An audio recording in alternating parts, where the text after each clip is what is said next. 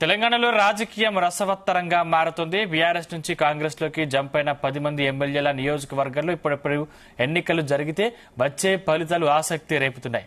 ఎమ్మెల్యేలు party మారడాన్ని serious గా తీసుకున్న బీఆర్ఎస్ ఈ అంశంపై సుప్రీంకోర్టుకు వెళ్లింది. ఒకవేళ సుప్రీంకోర్టులో ఆ ఎమ్మెల్యేలకు ఎదురు దెబ్బ తగిలితే ఉప ఎన్నిక అనివార్యం. అదే జరిగితే ఎవరికి ఎన్ని సీట్లు వస్తాయన్న విషయంపై పలు సర్వే సంస్థలు ప్రజల అభిప్రాయాన్ని సేకరిస్తున్నాయి. ఇందులో భాగంగా సిప్యాక్ సంస్థ చేసిన సర్వే ప్రకారం బీఆర్ఎస్ ప్రాతినిధ్యం వహిస్తున్న ఆ 10 స్థానాల్లో గులాబీ పార్టీకి, అధికార కాంగ్రెస్ పార్టీకి చెరో 4 స్థానాలు దక్కుతాయని సిప్యాక్ సర్వేలో వెల్లడైంది. అయితే మిగతా 2 స్థానాల్లో మాత్రం టఫ్ ఫైట్ ఉండే ఛాన్స్ ఉందంటోంది.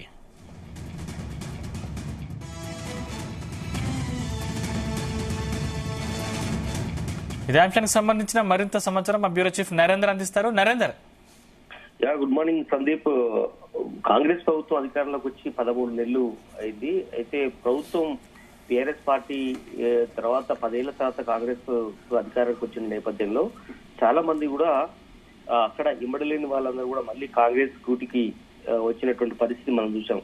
నెల తిరగక ముందుకే కొద్ది మంది జాయిన్ కాగా 6 నెలల తర్వాత ఆల్మోస్ట్ 10 మంది మొత్తంగా జాయిన్ అయినటువంటి పరిస్థితి మనం చూసాం. పోచారం శ్రీనివాస్ రెడ్డి ఆయనే స్పీకర్ గా పనిచేశారు బీఆర్ఎస్ పార్టీలో, ఆయన జాయిన్ అయ్యాడు. దానం నాగేందర్ అక్కడ అవకాశాలు ఇచ్చారు 2 సార్లు, ఆయన ఇక్కడ జాయిన్ అయ్యాడు.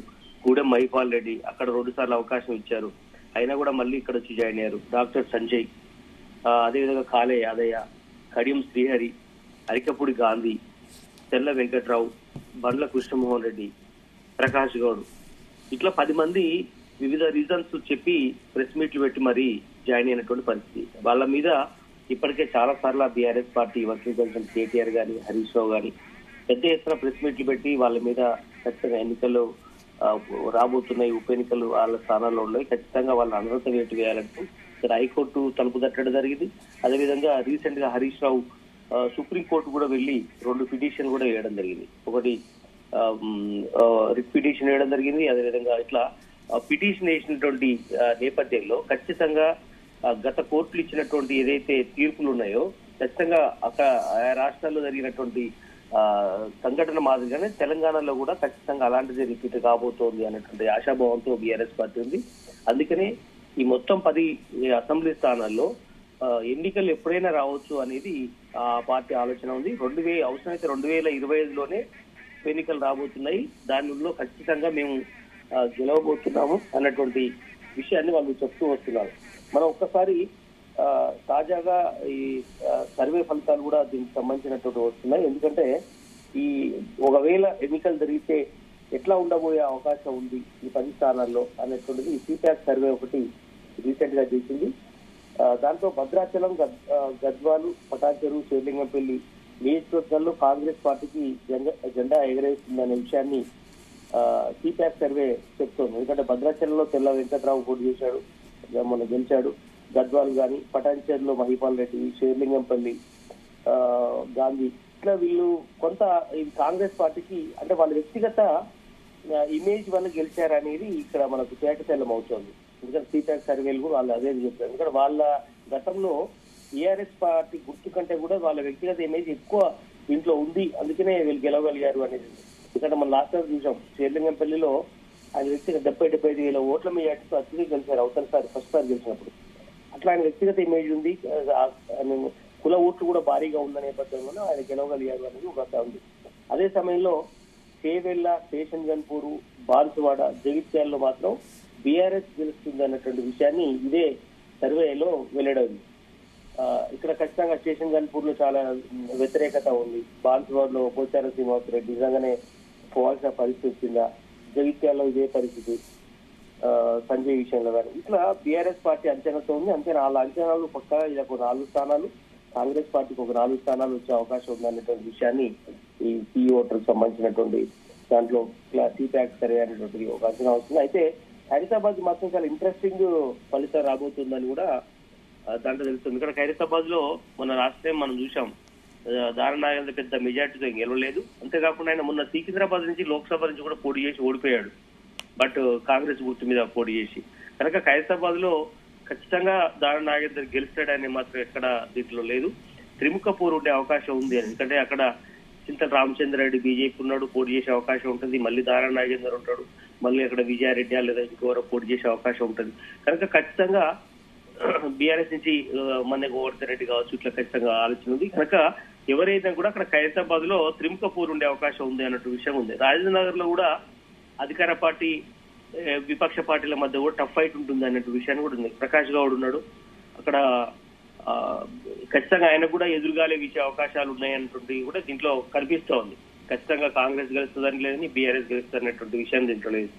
ఇవన్నీ కూడా ఈ ఫలితాలు విషయం ఇప్పటికే బీఆర్ఎస్ పార్టీకి అనుకూలంగా వాళ్ళు, కాంగ్రెస్ అనుకూలంగా వీళ్ళు సోషల్ మీడియాలో పెద్ద ఎత్తున వాళ్ళు ప్రచారం చేసుకుంటున్నారు. కానీ దీంట్లో బీజేపీకి సంబంధించి మాట ఎలాంటి ప్రస్తావన తీసుకురాకపోవడం పట్ల ఆ పార్టీ కార్యకర్తలు అనుమానాలు వ్యక్తం చేస్తున్నారు. ఎందుకంటే బీజేపీ మొన్న రీసెంట్ గా మనం చూసాం లోక్సభ స్థానంలో రీసెంట్ గా జరిగే ఎలక్షన్స్ లోక్సభ ఎన్నికలే, దీంట్లో 8 లోక్సభ స్థానాలు ఎవ్వరు ఊహించిన స్థాయిలో గెలవగలిగింది. అలాంటి పరిస్థితిలో మా ఫలితాలు ఎక్కడ కనపడట్లేదు అనేటువంటి విషయం మీద వాళ్ళు అనుమానం వ్యక్తం చేస్తున్నారు. కనుక నిజంగానే వాళ్ళ అనుమానం వ్యక్తం చేసినా చేయకపోయినా వాళ్ళకు కూడా ఒకటో రెండో వచ్చే అవకాశాలు కూడా లేకపోలేదు. అదే సమయంలో ప్రస్తుతం మనకు జరుగుతున్నటువంటి దాంట్లో బీఆర్ఎస్ మళ్ళీ వాళ్ళకే ఓట్లేయాలా, అధికార పార్టీలో వాళ్ళు చేరింది కాబట్టి అభివృద్ధిని చూసి ఓట్లేయాలి అన్నటువంటి అంశంలోనే ఎన్నికలు జరుగుతాయి కాబట్టి అందుకనే వీళ్ళు సిపిఐ వాళ్ళు ఈ రెండు వీటి మీద దృష్టి పెట్టినట్టు అనిపిస్తుంది. ఏదైనప్పుడు కూడా బట్ 10 స్థానాల్లో అసెంబ్లీ స్థానాల్లో 4 స్థానాలతో పాటు రెండింటి విషయంలో డైలామాలో పెట్టినట్టుగా అర్థమవుతోంది. మొత్తానికైతే పార్టీ మారినటువంటి వాళ్ళు మాత్రం చాలా రకంగా చెప్పారు, మేము అభివృద్ధి కోసం వెళ్తున్నాం, ఇక్కడ సరైనటువంటి కలవడానికి అంటే మరోవైపు బీఆర్ఎస్ ను వీడి కాంగ్రెస్ లోకి వెళ్లిన 4 ఎమ్మెల్యేలు మళ్ళీ తిరిగి సొంత గూటికి చేరేందుకు సిద్ధమైనట్లు వార్తలు వస్తుంది, నిజమేనా?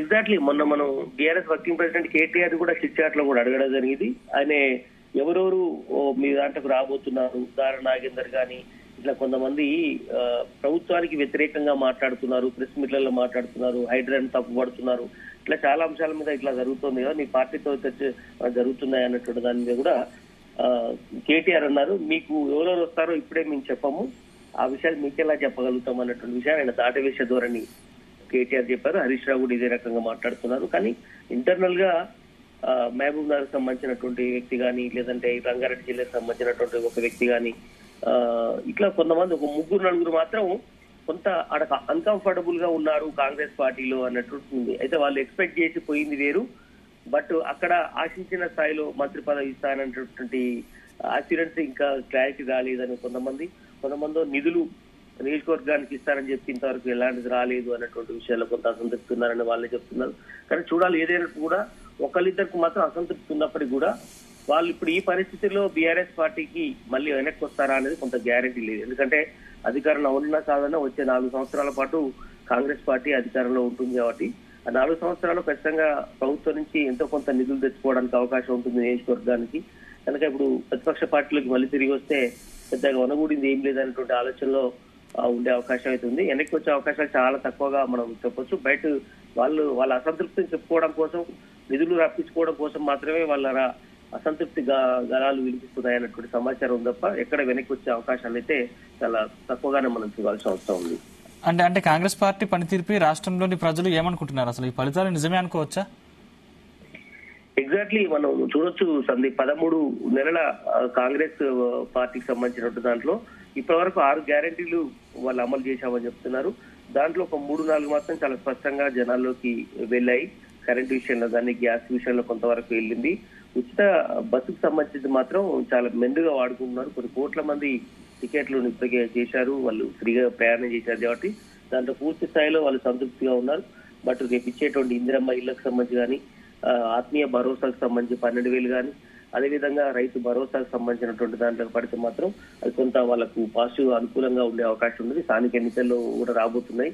అందుకని స్థానిక ఎన్నికల్లోపే ఈ 3 పథకాలను కూడా రిలీజ్ చేసే అవకాశం ఉంది. ఇప్పటి వరకు మిశ్రమ స్పందన కాంగ్రెస్ ప్రభుత్వానికి వస్తోంది. అట్లని చెప్పి ఈ వ్యతిరేకత అయితే కాంగ్రెస్ ప్రభుత్వం మీద జనాలకు ఇంకా రాలేదు. ఎందుకంటే మొన్ననే ప్రభుత్వం వచ్చింది కదా, కేవలం సంవత్సరం అయింది. బీఆర్ఎస్ పార్టీ 10 ఏళ్లు పరిపాలించింది కాబట్టి కంపేర్ చేసుకుంటున్నారు. ఖచ్చితంగా ఈ సంవత్సరం టైం ఉంది కాబట్టి ఇంకా టైం ఇద్దాం, 2 ఏళ్ళు 3 ఏళ్ళు పోతే గానీ ఈ ప్రభుత్వ పనితీరు మీద ఒక అంచనా వస్తుంది అన్నటువంటి ఆలోచన జనాల్లో ఉంది తప్ప ఇప్పటికిప్పుడు నిర్ణయం తీసుకునే అవకాశం లేదు. ఖచ్చితంగా రేపు స్థానిక సంస్థల ఎన్నికల్లో కాంగ్రెస్ అనుకూలంగానే ఖచ్చితంగా వచ్చే అవకాశాలు ఉంటాయి. అందులో స్కీమ్స్ కూడా తీసుకురాబోతున్నారు. బట్ చూడాలి. అన్నిటికన్నా ముఖ్యంగా రేవంత్ రెడ్డి జనాలకు అందుబాటులో ఉంటున్నాడు. ఎప్పుడంటే అప్పుడు కలవచ్చు. మంత్రులందరికీ స్వేచ్ఛగా టైం ఇస్తున్నారు ఎమ్మెల్యేలకు అనేది చాలా మందిగా ఉంది. జనాల్లో కూడా అలాంటి అభిప్రాయమే ఉంది. బట్ చూడాలి. గత ప్రభుత్వంతో కంపేర్ చేసుకునే పరిస్థితి ఇప్పుడిప్పుడే స్టార్ట్ అయింది. కొంతకాలం తర్వాత ఒక స్పష్టమైనటువంటి అభిప్రాయంతో ఉండే అవకాశం ఉంది. Right thank you Narender.